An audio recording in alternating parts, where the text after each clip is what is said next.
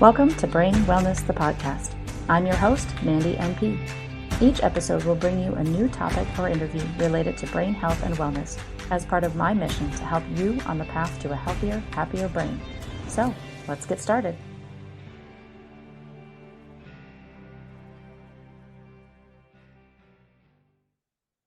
Hello, everyone, and welcome back to another episode of Brain Wellness, the podcast. My guest today is Anna Rodin. She's an author, a yoga teacher, and a college student. At just 21 years of age, she has taken a non-traditional approach to life between going abroad at 18 to Italy, taking a semester off later on to get her yoga teacher certification, transferring schools, and now writing and publishing a book. Mental health has played an enormous role in her life and self-love journey. Uncovering old wounds and facing old traumas, mostly from childhood, has been an extremely painful but important experience that she believes everyone would benefit from, especially in their 20s. I can attest to that one. She speaks on mental health and wellness for people in their 20s, as well as wellness and health in general in terms of the role it plays in each of our individual lives. Welcome, Anna. Thank you. I'm excited to be here. Yeah. It's a great introduction, and it kind of leads me really well into that first question I always ask everybody, kind of what's your story? Why does the work that you're doing now, why does that interest you? Where did it come from? Yeah, so this work kind of came about almost 2 years, or a year and a half, 2 years ago, where I hit a real hard low in my life and was kind of forced to do the healing work, face my health, and really kind of revamp how I was living and find a new type of lifestyle. And since then, after going through kind of a lot of changes physically, mentally, emotionally, spiritually, in all the ways myself, and seeing how a lot of those changes resonated with the people in my life, I decided to kind of keep sharing that message and kind of using what worked for me to help other people. Yeah. So what kind of things did you identify as kind of triggers for you? I had struggled with depression and anxiety my entire life. And it kind of just all culminated from not really wanting to face certain things. Yeah. And so I had the opportunity and the privilege really to take off that semester and dive into therapy, different other healing modalities. That yoga and meditation was really key in kind of my healing journey. And yeah, it was really taking a real hard look at like what was going on, and there were no distractions. I really had to just dive all in and figure out what was the cause and learn how to deal with it. Mm-hmm. I commend you for doing that at such a young age. I think the people in your generation have a whole lot more benefit from this because it is more acceptable to talk about mental health. And we didn't have that. I'm a little bit older than you. We didn't have that when I was growing up. So it definitely took me well into my almost 40s before I started identifying my own issues. So I commend you for doing that at such a young age and for sharing all that insight. So you mentioned a couple of the resources. Yeah. So you mentioned a couple of the resources, yoga and kind of meditation, I think you said too. What other things did you have any other people in your life that kind of influenced some of this? Yeah, my mom's a psychiatrist, so I kind of grew up with that background and, had been in talk therapy for years. So continued doing that. And also like I had to be on medication at the time. And that was something that like saved my life, but also like there was still a lot of kind of a stigma around it. So that helped me immensely. And my environment was really key. I moved out of the city that I was living in, moved back to my home, which was in a quieter area, and kind of just taking the time to step away. And yeah, so yoga, meditation were huge for me. And those were also things that I had kind of dabbled in previously, but had never really paid much attention or thought to. And then I really used those immensely in those 4 months that I was home, and I've continued since. And also just making sure like you have a good support behind you, whether that's, I found that actually in a lot of online communities because I didn't have a lot of people who could understand what it was that I was going through, or could kind of support me in the ways that I needed during that time. So I found that through, online communities. I had a group of like other yoga teachers that we were all across the country that I was able to talk to, and different groups like that were really helpful. Mm-hmm. Was it the benefit that you got from yoga that inspires you to become certified yourself, the teacher? Yeah. So I signed up for the training mainly because I had no clue what I was going to do with 4 months of nothing on my schedule. I was like, my entire calendar is literally empty. And that was like terrifying for me because I had always been kind of a go, go, go type of person. Yeah. And the yoga training was the only thing that like felt like I could handle at that time, because I really felt like everything else was too overwhelming. Mm-hmm. And it seemed like a good starting point because it'd be kind of reflective for me, but I'd also feel productive. Yeah. And so I went into it just using, not with the intention to teach at all, and more just for myself and kind of learning about it more, and practicing more and understanding it more. And then during the training, you do a bunch of kind of practice teaches, and it's funny because I'd say majority of us, there were probably like 18 of us going through it together, and it was all on Zoom. It was right in peak COVID times. Yeah. And I'd say majority of us also said that like we had no intention of teaching. It was just for us. Okay. And I think everyone is teaching still. So it's really this like really cool transformation really that you go on. And yeah, I just fell in love with it. Yeah. Yeah. So sometimes as people go through the process of having to teach others doing things, they gain other benefits. Did you find any additional benefit to the yoga once you were teaching it, not just doing it just for yourself? Yeah, it really changed how I thought about not only yoga, but just about other things in general. Because one of the actual big things I found was that once I became a teacher, I had to be more intentional with the time that I was teaching, and also the time that I was putting into my own practice, and like actually still being a student. And so that's been really cool. And one of the fun things about it, I think, is that I'm still a student, but I can also teach, and kind of having those two things play together. And also just really connecting with people on a deeper level, not only in the yoga classes, but just in life in general. And yeah, having that, it comes back to community again. It's like I had the community as a student, and loved it as a student, but teaching it gave me like a whole different perspective, on like the ways that it can help people in other ways that like it didn't help me personally, but I saw it in other people through the training. We learned about it. Like it really opened my eyes to kind of all the ways people benefit from it. Yeah. That's cool to see it on a deeper level. Yeah, for sure. totally. Yeah, absolutely. Awesome. So what kind of things are you doing in your daily practice now to keep your brain kind of healthy after you really took that time to get yourself where you are? Yeah, as I said, it's like, oh, I had to revamp everything. Yeah. And it's been cool. Now it's fun. I can say it's fun now. At the time, it was like really hard to make those transitions and the changes. Yeah. But one of the things that I found was like I need to be healthier overall, and brain health comes with that. And learning more about how like certain foods I eat or things like that will affect how I feel, and how how my focus is, how I feel physically, how my energy is, all of those things. I felt that learning about it and actually understanding it gave me some power in like what I chose to do and what I chose not to do.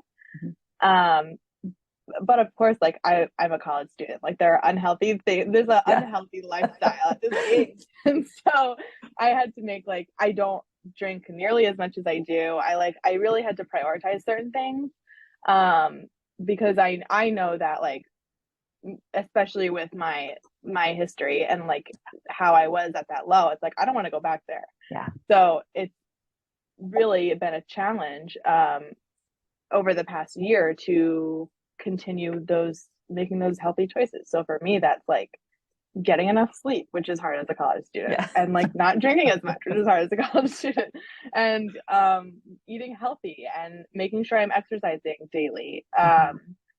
Things like that, which is it's been immensely helpful. And now I like look forward to all those things every day. Mm-hmm. How did your peers respond when you started making some of those changes? It was hard. Yeah. I it's hard because it's hard for someone to kind of understand all the intricacies of it until you like really need to go through it. I think, especially at this age. Yeah. So I, no one was necessarily not supportive, but when I didn't go out with anyone anymore, so or as much, and so it was a transition for all of us, and that's another thing I found was like, um, other people will be faced with kind of their maybe changes that they need to make, which is a difficult thing for everyone involved. And learning how, for me, it came in learning how to kind of stick to the boundaries, and it took a long time, but once you stick with them enough, people will start to respect them and understand a little bit better. And also it's a good opportunity, I think, to kind of, as my values and priorities shifted, I found other people whose values and priorities had also shifted, and kind of like finding new communities and finding different ways to feel connected if the old ways don't really work anymore. I think it's easy to kind of get stuck in those routines that you do all the time. And especially at your age, it's really easy for people to say, well, I don't have to worry about my health now. I don't have to worry about that till later on. I'm 20, 21, whatever. I'm going to do the things that people my age do. And it does come back to haunt you. But most of the time, I'd say even myself, like when I was that age, I didn't want to listen to my parents because I wanted to learn the things myself. And it's hard to kind of get past that at that age. So again, too, dealing with having to change your social situations a little bit too, that can be kind of hard on your mental health as well. Did you find any effect in that when you were making those changes? Yeah, it was kind of lonely, which is not the best thing when you're already kind of depressed and anxious. And I guess since I had moved home, I was already kind of in that quiet, reflective period, where I didn't have a lot of people around just because everyone else was at school. And so I think the initial shock happened then. And then as I returned, and at the time I had transferred schools, so I was in a new place with new people. And I think I kept the life that I had been living when I was back at home, and had all the time to kind of pour into myself and getting better. I definitely kept that in the back of my mind when I went back. And I knew that like I had to keep a little bit of that in my day to day there. And I think finding the people that you could have those conversations with, even for me, it was like friends who are across the country, but making sure you're able to talk to them, once a week, once a month, whatever it is, even just a text, here and there, checking in on each other, I think is very helpful. Yeah, especially as this was going on through COVID too, just being connected with people was important for everyone, but going through all of those transitions, even so much more important to be connected. I had another train of thought. I was going to go with another question. It totally slipped my mind. Social media. Did that play any role in any of this? Yes. I think that's something that I've thought a lot about, and like read a lot about and talked to people about, because it's such a force in our life now, and it's touched like everything that you could imagine. And I think it's a unique. I've also like kind of read about the effects of it, not even on people my age, but also people younger, because just people growing up with it, you don't know anything different. And I talk about this with a lot of people. It's like, it's a scary thing, but it's also such a cool, like exciting, eye-opening thing. So there are so many pros and so many cons. Mm-hmm. And for me, like at the time, I I had this very specific idea of success and like what I wanted my life to be like, um, before kind of this whole breakdown breakthrough, I call it. Yeah. And like I was very strict about like what I was going to do and like how I wanted to be seen and how other people saw me, how I presented myself, Mm-hmm. and that kind of all came crashing down. And I had to reevaluate my thoughts about it, but also like what what was influencing those thoughts. And a lot of it is social media. Yeah. And it's like it's not something that we think we have to learn how to do, but I really think it takes learning and like figuring out what makes you feel good, what makes you feel bad when you're like going on a constant scroll, and when you're like able to just consume it regularly and like not be affected by it. Yeah. And it takes like a lot of self-awareness and discipline really in starting that, which is of course hard for a lot of people to do because of that. um so yeah, so it's it's a good thing and a bad thing. And I also Mm-hmm. think like it does, I love it, I'm on it, and I like it's part of my life still. Mm-hmm. And I probably use it honestly more now than I did before, but Okay. it's because I was able to switch like um how I used it. I Sure. wasn't using it as a distraction anymore. I was using it as not only connection but also like creating for myself, and like kind of using it as a place where I could express myself. Mm-hmm. And so figuring out, I talked to Gabby Bernstein when I was interviewing her for my book, and she had this like great one liner. She said, "Curate your feed to feed your soul." And I was like, yes, exactly. Like Oh, that's I love literally what that. you have to do. You have to really think about like what you're consuming Mm-hmm. and how that's going to affect you. So once you make that switch and once you think about that, it can be great. Mm-hmm. Learning to use it responsibly. Exactly. Very good. Very good. Uh, very cool. You got to interview Gabby Bernstein. She's a great person to listen to and motivate. She helped me through a lot of my own mental health issues. So yeah, very cool. Yeah, Cool experience. Is your book written yet, or are you still working on it? it is. It's written. It's the ebook is out, and the paperback will be out shortly. But yeah, that's Very that whole cool. project. I feel like I've been working on it for years, and it's only been like a year. Yeah.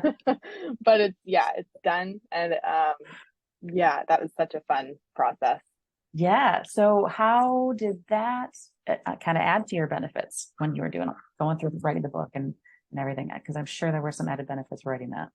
Oh yeah, Yeah. yeah. And I also, that was another thing.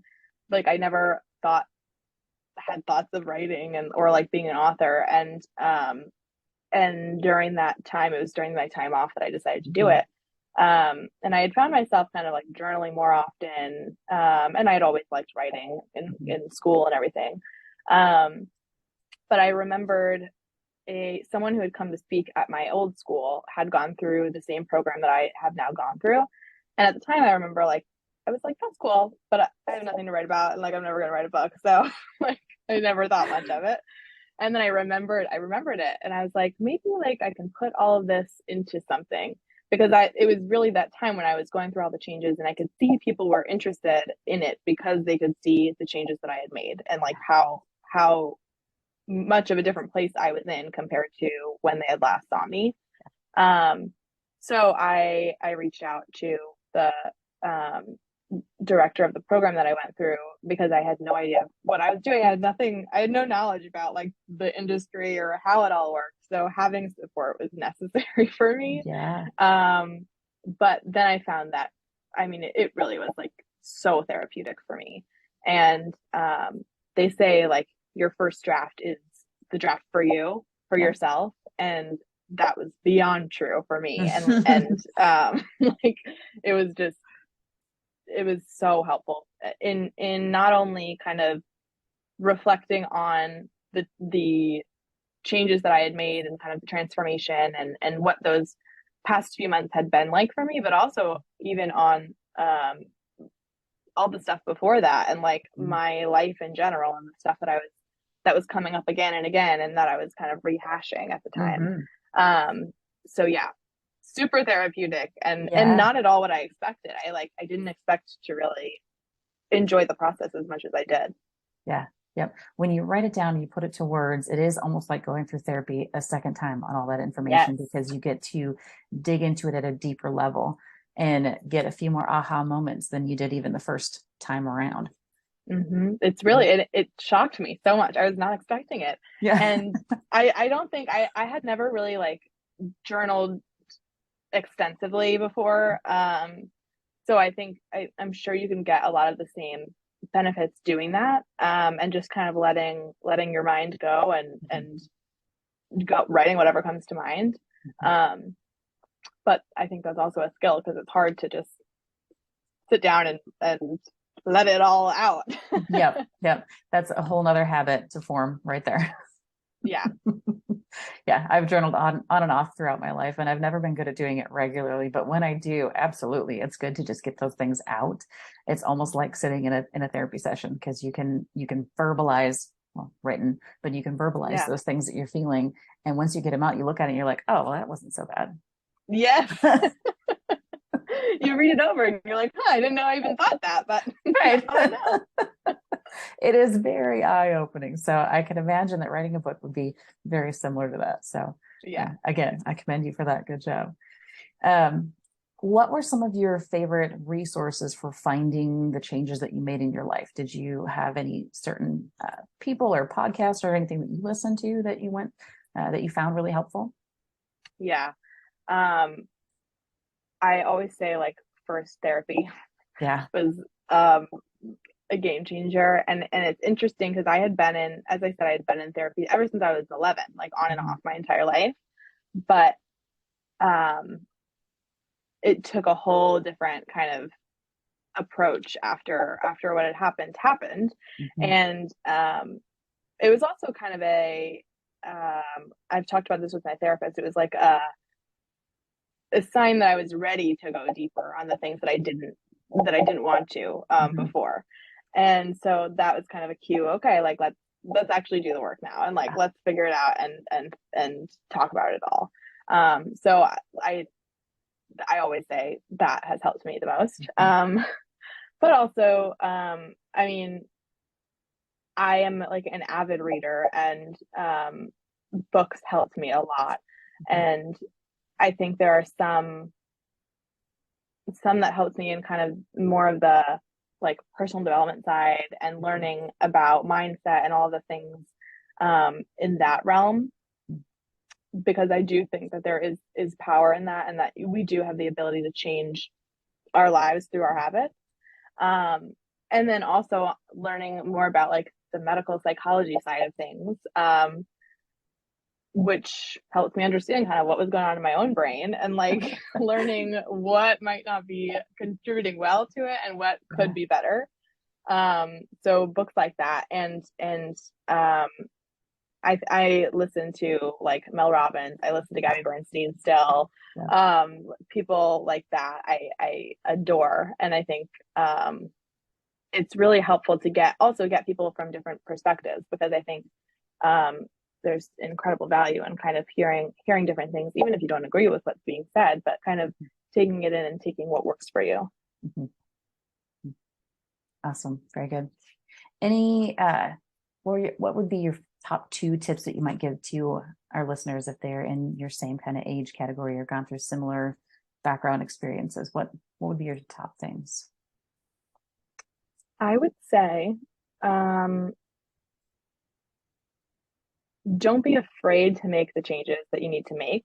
Um, I think that is something, especially for people my age, that can be kind of daunting, is like making these lifestyle changes that might like kind of distance you from people in your life now, but it's okay, and it Mhm. happens like in life anyway, whether you're going to make the lifestyle changes or not. And it's also a really good learning opportunity. um and you find other people as you make those changes, you find other people who are on your wavelength and kind of get what's going on. So that's what I would first say. And also, it's okay to not be okay, and it's okay to ask for help. I think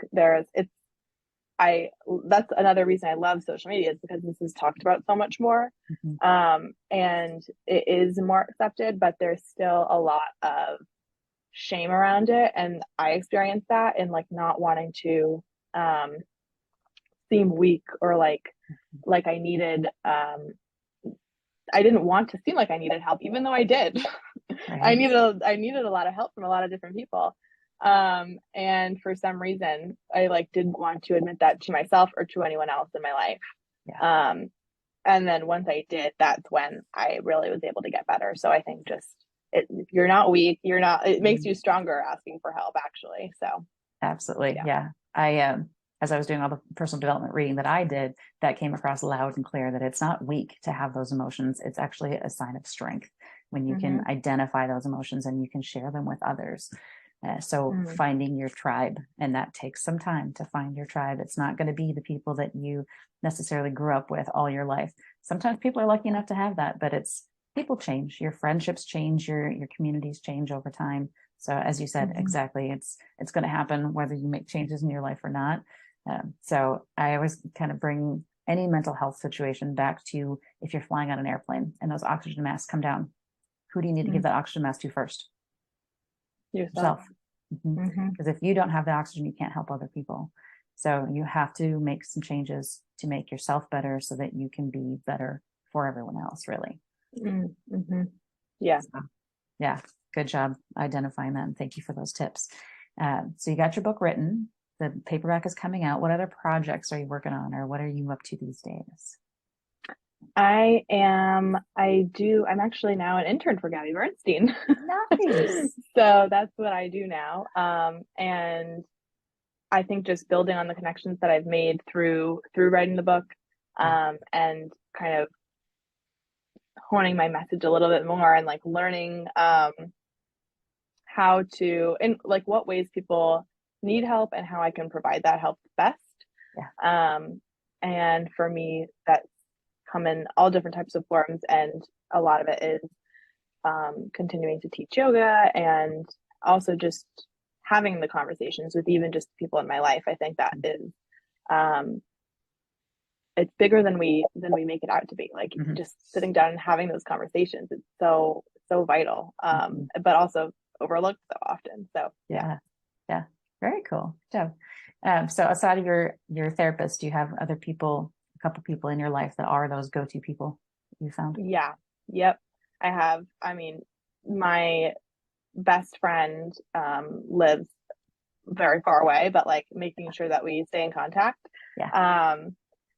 has helped. And finding those communities, I have like, there's like 3 communities that I'm a part of where I'm not super close with like anyone in particular, but it's like having those people there and joining like the online meetings, or going to like go to a specific yoga studio near me, and like going to those classes and just like being a part of something helps kind of keep my priorities in check, and has some accountability there. I think accountability is needed in every aspect of life.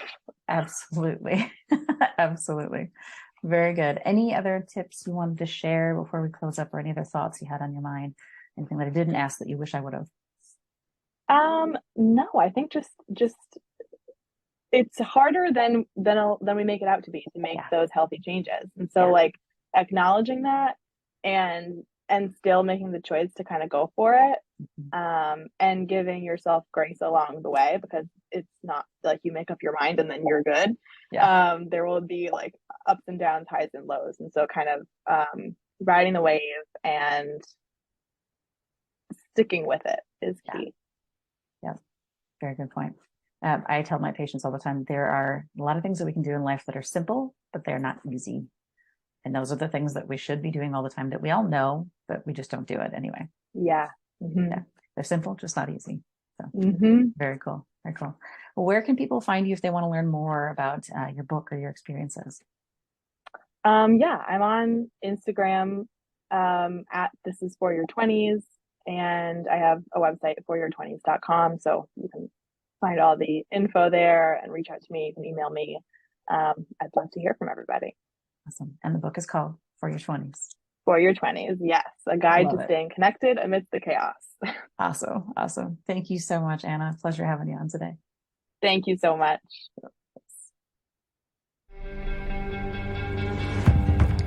Thanks for tuning in to this episode of Brain Wellness, the podcast. If you enjoyed this episode, I encourage you to subscribe, like, and share this with others to help me continue on with my mission to help people live healthier, happier lives.